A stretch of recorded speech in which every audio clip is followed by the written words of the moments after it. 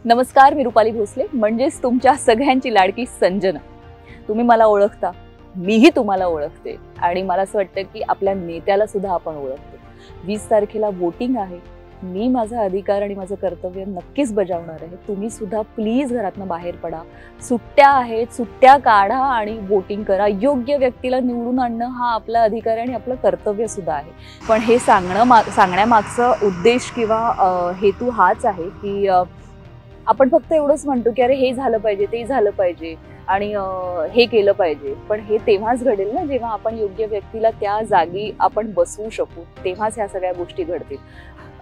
बाळासाहेबांचे जे विचार होते आणि आहेत आजही, तेच विचार मला एकनाथ साहेबांमध्ये दिसतात। तेच विचार धरून आणि त्याच विचारांवरती चालून मला असं वाटतं त्यांनी बरीच कामं केलेली आहेत आणि अजूनही सातत्याने करू पाहतायत। सेवानिवृत्त झालेल्या लोकांसाठीचं काम असू देत, म्हणजे त्यांच्या पेन्शन्सच्या गोष्टी असू देत, किंवा मग महिलांसाठीचं आरक्षण असू देत, किंवा महिलांसाठी 50% सवलत असू देत, किंवा मग मराठा आरक्षणाची गोष्ट असू देत। मग ह्या सगळ्या गोष्टी जेव्हा आपल्याला दिसतात ना होत असताना, तेव्हा नक्कीच आपला देश किंवा आपली जी सिटी आहे किंवा आपलं जे शहर आहे ते एका प्रगतीच्या वाटचालीकडे चाललंय असं आपल्याला नक्कीच वाटतं। पण त्यासाठी आपल्याला सगळ्यांना मिळून एकत्र येऊन सपोर्ट करणं गरजेचं आहे।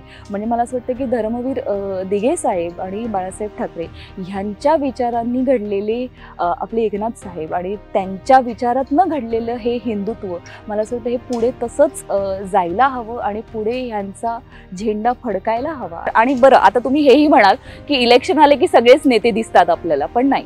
म्हणजे साहेबांबद्दल मी नक्कीच हे म्हणायला आवडेल मला, जो जनतेचा नेता असतो ना, जो जनतेला असा जवळचा वाटतो, किंवा कोणताही माणूस, मग तो कोणी असू देत, मग ते सेलिब्रिटीज असू देत, नॉन सेलिब्रिटीज असू देत, कोणी असू देत, ते त्यांच्यापर्यंत सहज पोहोचू शकतात। ते खरंच जनतेचे सेवक म्हणून काम करतात। मला माझा हा जो काही देश आहे, मी ज्या शहरात राहते, मुंबईत राहते, माझा जन्म मुंबईचा, माझी कर्मभूमी मुंबई आहे।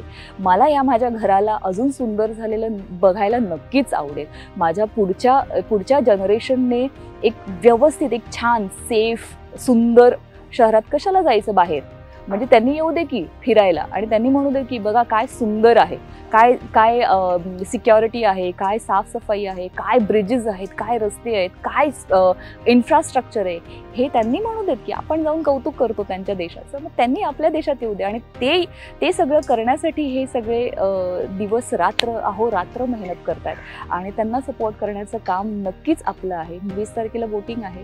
मी माझं कर्तव्य आणि अधिकार दोन्ही जाऊन बजावणार आहे, कारण माझं एक मत मला माहिती आहे खूप गोष्टी बदलू शकतं। तसं मी तुम्हाला सगळ्यांना रिक्वेस्ट करते, प्लीज 20 तारखेला वोटिंग करा आणि आपल्या माणसाला आपल्या जागी पुन्हा विराजमान करा, म्हणजे त्याची ती जागा हलली नाही पाहिजे। हीच माझी सगळ्यांना विनंती आहे। Thank you so much. जय महाराष्ट्र।